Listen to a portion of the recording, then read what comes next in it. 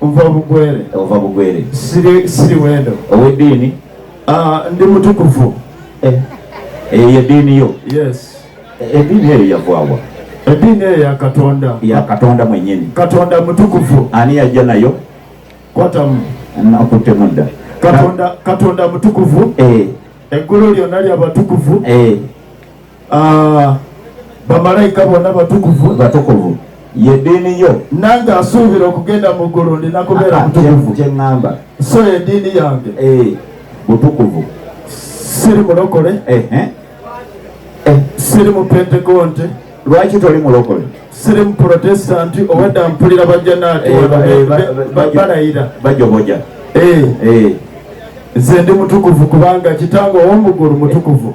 Si mulokole. Siri mulokole. Si mulokole, si mu Pentekonte. Weewaawo. Wangolo owuliriza.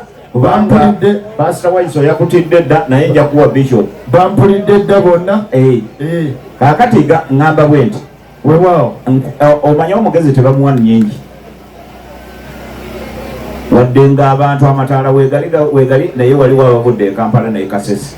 Nze ndikuwuliriza. Nyanguyira mu bwangu mu ddakiika 5. Ompe bwino atugamba nti tubeere mu ddiini butukuvu.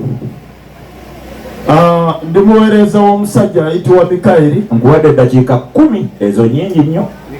Mikayiri tandika. Neyaziza. Ndi muweereza obwaleero nga Nabbi nga nangirira package eya Mikayiri. Mu Luwarabu muyita Mikael. Bwe totegereza basikoola ba Quran nga tubuuza omu ku omu nti Quran ennyonnyola ki ku Mikael oba Mikael, mu Luzungu bamuyita Michael. Muziramu bulijjo nti ye malayika atonyesa enkuba. Bwe mbuza oli ku malayika oli ku ddiini. Kwata mu mukama wange. Kale kankwate mukama. Ompadde dakika 10 oba 2. Kale 10. Katuddemu okwetegereza. Kati nsirise. Taata. Bwe tunoonya mpola mpola saidi zeno abasoma Bayibuli n'obuuza omusumba yenna ali wano, ndina bensanze mu nsiisira mwebali yadde abamu badduse. N'omubuuza nti Mikayiri yaani, agamba omu ku bamalayika abakulu okugeza nga Jibuliiru oba Gaburiyeri. Bw'omubuuza nti kiki ky'omutegeerako ennyo, Adamu n'agamba nti Mikayiri ye malayika alwana entalo. Ekyokuddamu kikino, buli asoma oba asoma Bayibuli oba asoma Kurani, mwena muli mu nsobi. Kyekigira nenyimirira wano ngolole ensobi weeri. Mikayiri abaye mukwatemu. Mikayiri ye Yesu.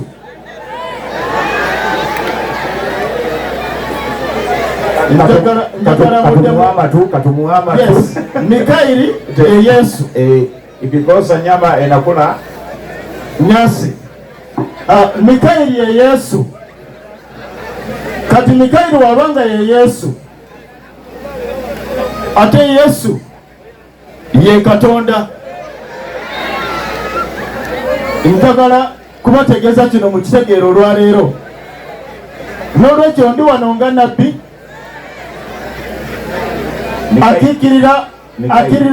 akikirira Katonda nga ye Mikayiri okuva mu site y'ekiiki wino waali. Kati mu wino wange gengenda okuwayo ono, Yesu we yali ng'ali wano atambula ayigiriza, yasomesa ebintu bino. Eriyo bwe yayigiriza ng'agamba nti muwoza nti muli bazzukulu ba Ibulayimu. Jjajja wammwe Ibulayimu nga tanaabeerawo nze naliwo. Ng'ate tutwala obudde okwetegereza Yesu ayitibwa Yesu oluvannyuma lwa Jibuliiru okuva mu ggulu. najja eri Mariyamu n'amugamba nti ojja kubeera lubuto lwa mwana wa bulenzi era omutuumanga erinnya lye Yesu. Amakulu gaakyo nti Yesu mwenyini wabanga ayimiridde gye muli ali kubakakasa nti nga ne jjajja Ibulayimu tanaabeerawo yaliwo. Ekibuuzo kyange gye muli kiri nti yali ayitibwa ani? Njagala ansa mu wangu, kubanga bwino waali eyakala ng'akakasa nti Yesu agambye nti nga ne jjajja Ibulayimu tanaabeerawo ye yaliwo. Nze nga nabbi we nzikiriza nti kyaliwo, ate kye yali ayogera kyali kya mazima, yali tayogera bulimba.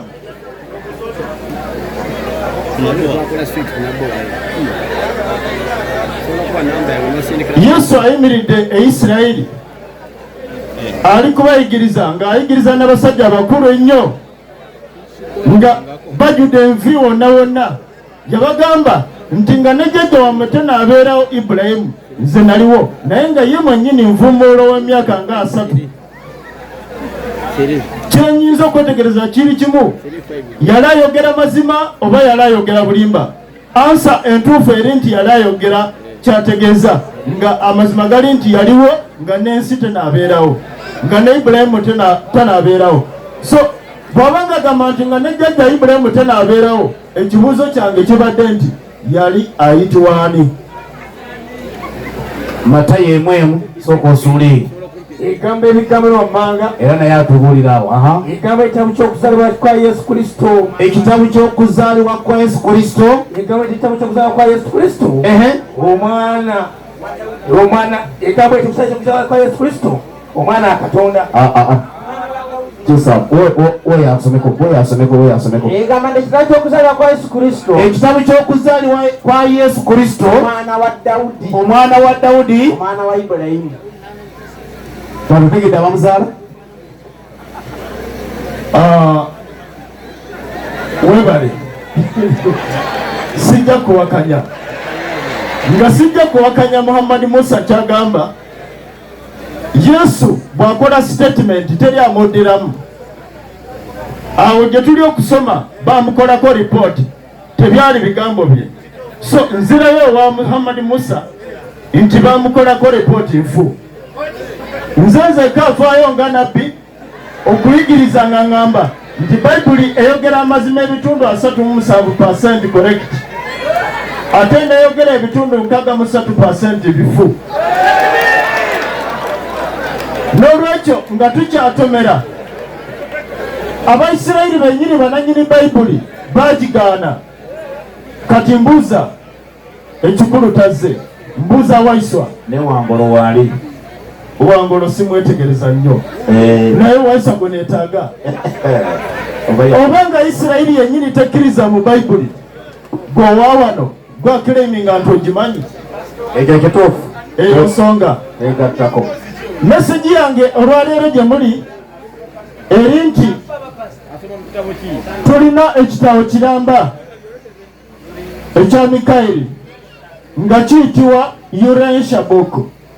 Ekitabo kye mulaba kino si Bayibuli, era saagala ogambe nti omusajja asitudde ku Bayibuli ogunene. Ekitabo kino kyawandiikibwa ne bamalayika bali 25,000 mu ggulu. Kyawandiikibwa mu ggulu ne bamala bakireeta ne bakikwasa nabbi omulala atali nze. Owaye nabbi nga bamuyita nabbi. Eziboneka zibadde ziweddeko naye onsanyusizza. Nkwongeddemu eddakiika 5. Ndagala saawa namba nkusinga bweteekateeka okwanukula weewaawo. So kyawandiikibwa ne bamalayika bali 25,000 nga kiwandiikibwa mu ggulu. Bwe baamala ne bakireeta ne bakikwasa nabbi omulala ng'amannya ge ye Dr. William Samuel Sadler mu nsi y'e Chicago. Temuseka nnyo bahajjati, mbeegayiridde. N'olwekyo ekitabo kino kyekyogera amazima, kyekyogera amazima. Nkyanjula gye muli, nkisomesa, nkiranga era n'okubigabira omuntu kinoomu. kasita obeera ng'okyetaaga tolwayo ntukirira. Nze akulira minisitule eno eya Mikairi nkwate ntya eno kopi yange personal nja kukuletera eyo. Nze akulira porogulamu ey'okwanjula enjiri ya Mikairi mu nsi ya Elgon. Bwe ngamba ensi ya Elgon kitegeeza okuva wano ne tudda muno paka ku mazzi e Mombasa, ne tugenda e Somalia, ne tugenda e Ethiopia, ne tudda wano ku muliranwa e Sudan. Nja kuddamu. N'olwekyo nga bw'obulidde kitwale serious nti eyateeseteese omukolo guno teyakoze ensobi, kubanga okubeerawo kwaffe wano tunoonya butangaavu kutuuka wa Katonda. Teri kirala ekituleese wano. Abazze wano temufaanananga bano abatambula okugenda e Namugongo nga bonoona obudde, ne batambula ebigere, ne bagenda e Namugongo, ne balya embizzi, ne bakomawo wano ne bagamba bagenze okulamaga. Ebyo nze mbigaanirawo nga Nabbi. So kiki kye ŋŋamba, Yesu bwe yali wano ng'ayigiriza enjiri yali ayigiriza butukuvu. John 17:17. Somera abantu bakyetegereze. Soma. Igamba bwetyo Yokaana 17:17 tujja kugenda paka ku 19. Igamba bwetyo 17. Yesu yayigiriza butukuvu si bulokole. Era saagala kuddamu kubulira aleekaanira awo nti mulokole. Saagala kuddamu kubulira ayogerera eno nti ate simanyi musabereside. Saagala kuddamu kubulira nti ate nze ndi wa Bikira Maria. Bikira Maria tebamusinza. Oyo Nabbi. Njogedde nga Nabbi. Igamba bwetyo 17:17. Obatukuze mu mazima gonna. Bwetegereza ekiwandiiko kino kiri mu Bayibuli. Igamba bwetyo 17:17 Yokaana. Obatukuze mu mazima gonna. Tereeza ku ddoboozi ensajja bakuwulirize. Omuziino wamba bwefu kuwombalala. Oyo Nabbi. Mpogo. Nabbi mpogo. Igamba bwetyo 17:17 Yokaana. Obatukuze mu mazima gonna. Ekigambo kyoge mazima. Nga bwe wantuma mu nsi, nange bwe nabatuma mu nsi. Era nze neetukuza ku baabwe, nabo bennyini bakutukuze mu mazima.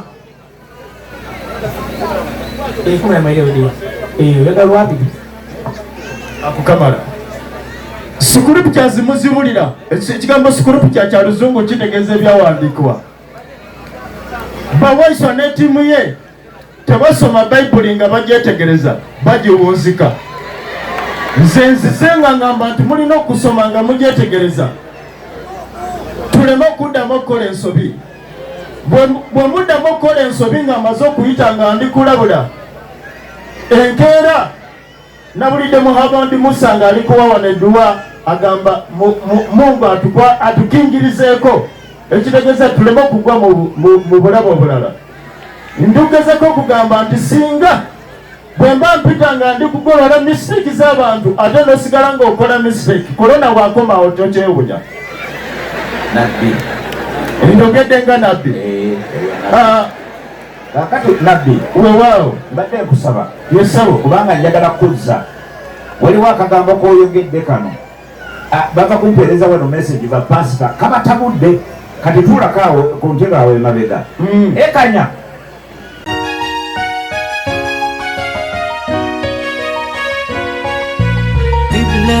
Islamic